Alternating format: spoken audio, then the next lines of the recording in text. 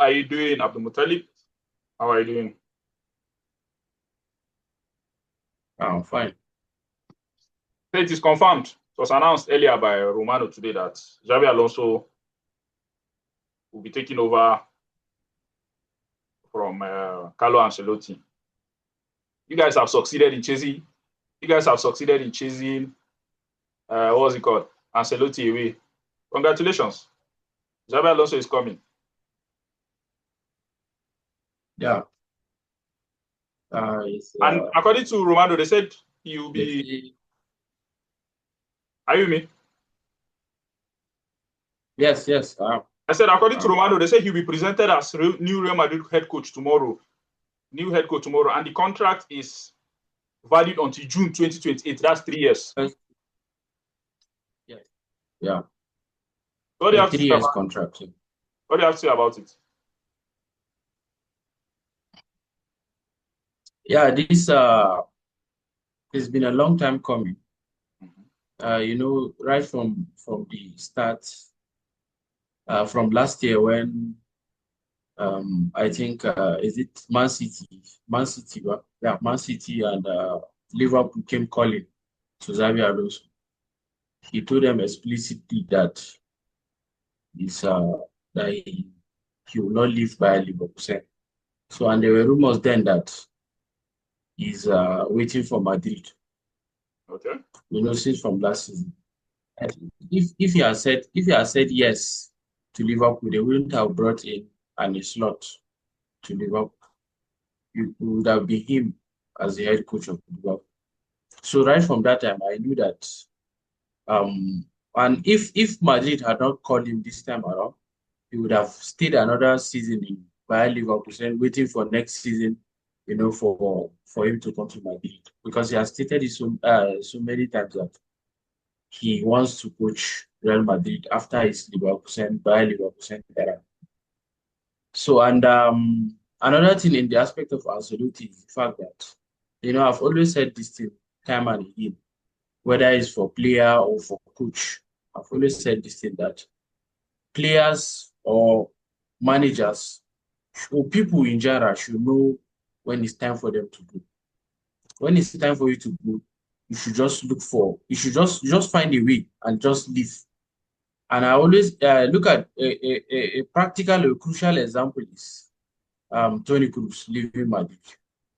At the end, he made up his mind that he's retiring, and I think Carlo Ancelotti convinced him, was able to, he sat him down, talked to him. The management also did. Florentino Perez also talked to him, but he told him that he has already made up his mind and his decision is final. So yeah, he's leaving, and he left. So let me say he retired. So if you look at, I think Zinedine Zidane, after that is disaster, should I say disaster second tenure as a manager in Madrid, he immediately he saw that he was not having the support of the board and everything. He decided that he's leaving the team. And even though the president wanted him to stay, but he left. So I just feel that as a coach or as a player, whenever you see that your tactics is no longer working, for example, a manager, your tactics is no longer working, you are failing. You shouldn't wait for the coach or you shouldn't wait for the team to sack you. You should just look for a way and just leave honorably. And you get your farewell, you get your standing ovations, you get your deserved farewell is this ceremony, just like we saw yesterday with Modric and Alonso and Carlo Ancelotti. So you shouldn't wait for the maybe just imagine now if Ancelotti had stubbornly decided that he's going to continue. He has forced the Madrid board that is going to continue, and they kept him in the team. And then maybe Madrid, the whole team. Let me put it this way: that maybe around January, let's say maybe we are like bottom of, so let me not say bottom, like middle of the table, and we are crashing out. We are not playing well and everything with the signings and everything. They might end up sacking him, and it's not going to good. It's not going to be good for him.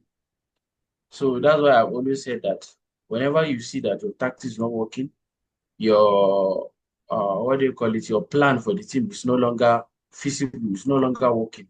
Then you should just call it a day. Whether it's middle of the season, whether it's the ending of the season, but the perfect time should be ending of the season, and you just call it a day and leave. And so let me just add this in. If you look at, I think the final nail on the coffin for Carlo Ancelotti was that our game with Arsenal in the Champions League.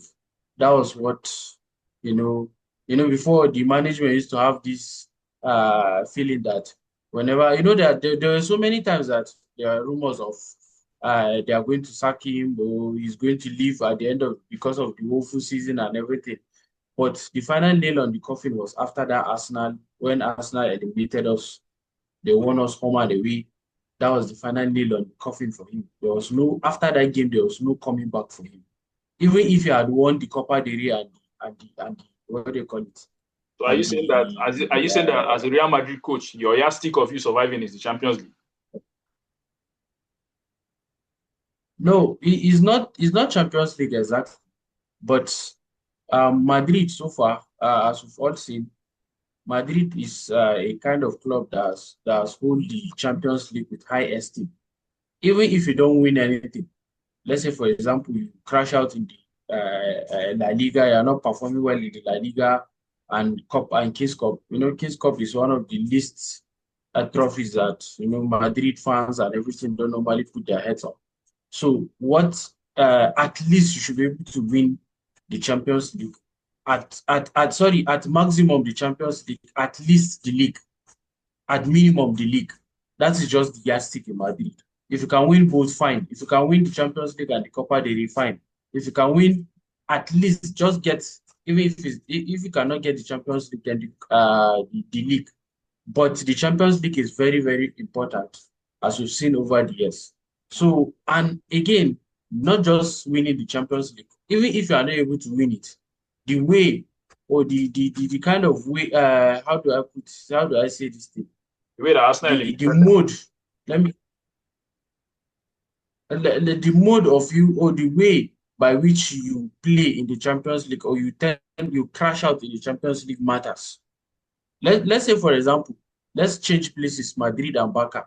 Let's say, for example, now Madrid crashed out after losing 7-6 on aggregate in the Champions League.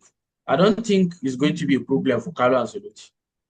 The management will not look at it in a kind of, they will look at it as maybe luck is not on his side.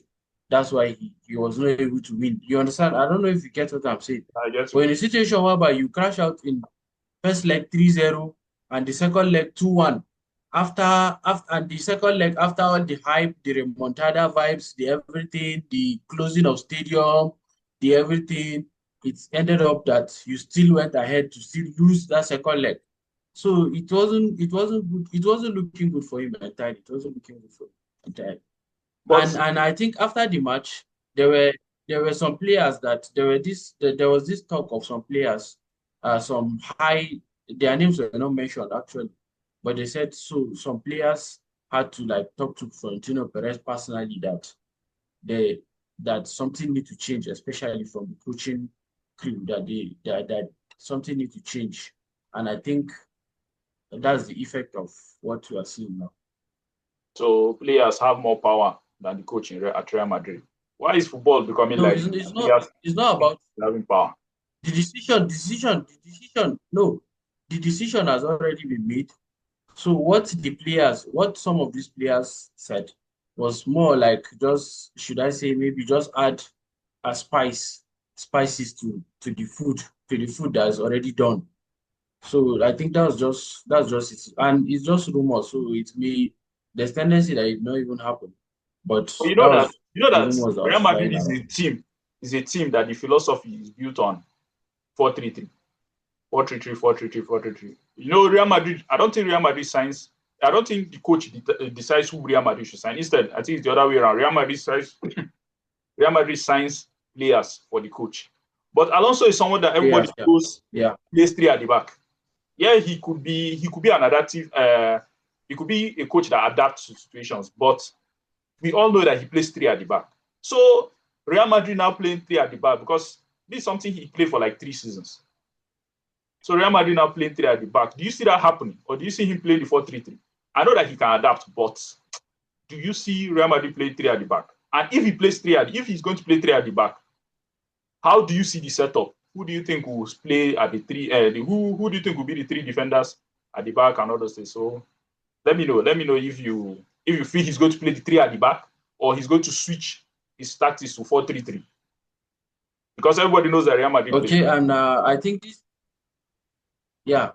this one of the discussions that have been going around for a while now about the method or how he's going to play in Madrid, given the fact that he has been playing three at the back at Bayer Leverkusen and all that.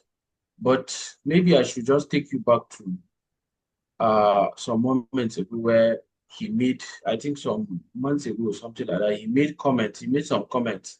I can't quote him exactly, but what he was saying was that when he came to Bayer Leverkusen, his intention was not to play three at the back. But looking at the players that he had in the team, the best fit for them was to play the three at the back formation. So, given that he was hinting, what he was hinting at is the fact that he's going to adapt with what he has in his team or what he has at his disposal. And that's my belief, actually. I don't know if he's going to play three at the back. I don't know, because I know that by now we should have a clear play style at the back of his mind by now. But he's going to be adaptive. And maybe let me just say this. I don't know if you can remember when Zidane was the coach. I think his last tenure as Madrid coach, there were games where he played three at the back. So so there's this thing that they said. I don't know. I've forgotten this quote. They said so one quote like that about necessity or something like that. I've forgotten. So if need be, if there is need, or if need be, he might likely play three at the back. And given what do you call it? Availability of players also matters. For example, this season we have been played I think we had up to 50-something injuries, 57 or 58 injuries in total this season that just passed. So imagine now if if you are playing three at the back, you have to have like three center backs. I think that's the modality. You have to have three center backs. So what happens when you have only two available center backs or two first choice center backs? So definitely you have to maybe switch up your formation or something like that. So I think his general playing style is going to be adaptive, looking at the squad that he has at his disposal and everything. But if he eventually opts in to play for three at the back, I think we have the players that can do that. Because if you look at towards the ending of this season, I think Ancelotti tried in a kind of a way to play three at the back. And that was I think so many people did not really look at it that way, but that's how I saw it. Even our game against Arsenal, one of the reasons why I feel he decided to use Alaba at left back is because the more the game, especially in the returning leg, because everybody we're losing 3 goals, that means we need to score at least 3 goals in that match to have a chance to qualify for the next round. So what he did was he decided to play Alaba again at left back. So immediately the game started, the formation now switched to Alaba, Rudiger, and Asensio. So it became like 3 center backs. It became like having 3 center backs, and everybody is now pushing. The remaining players are now pushing forward. So we have the players. We have the players that can play. We have the players that Alonso can use to play 3 at the back. For example, I think we have available center backs for next season. We have Alaba, we have Eder Militao, we have Asensio, we have Rudiger, we have Den Huysen, and then we have these players from Castilla, Jacobo Ramon, and I think one more player, Joan Martinez. So we have like so many center backs in the team so far. And I think because of this addition of Joan Martinez and Jacobo Ramon, I doubt if Madrid is going to sign another centre back after the person. I doubt if they are going to sign another centre back. So we have the players that Alonso will be able to play the three at the back. And again, if you look at our left back, let's even assume that we are not going to sign anybody at left back, even though I've seen reports that we are close to signing Alvaro Carreras, your former player from Benfica. So, but if you look at the caliber of players that we're having, the available players that we're having, Mendy is injured. The only available left back that we're having is Frank Garcia. So, and if you look at the pattern of how Frank Garcia plays, it's more like Frank Garcia plays as a wing back, not even a left back, because he overlaps. Because he's just like, should I say, like a Marcelo kind of player. So if Frank Garcia goes to another team, I think they are going to convert him to a winger or something. So, and then if you look at, even though Lucas Vasquez is leaving, if you look at Lucas Vasquez, he's the kind of player that is best fit to play wing back, not even right back. So if you look at the caliber of players, and even Arnold, there have been these talks about Arnold not being good defensively and all that. So if you want to utilize him properly, I think the best way to utilize him is to play him as a wing back. I don't know if you are looking at it that way. So to play him as a wing back. So I think three Does at the that back will work for us. Three at the back will work for us. Three at the back will work for us, and 4-4-2, 4-3-3 will also work for us. So it depends on. And again, I think there was a time where round he up, was please? Let's round up. interviewed Let's and round he up. mentioned something like, okay, Okay, yeah. let's round up. So Let's round up. he mentioned something like he's the kind of manager that wants all his players to press. That wants all his players to press.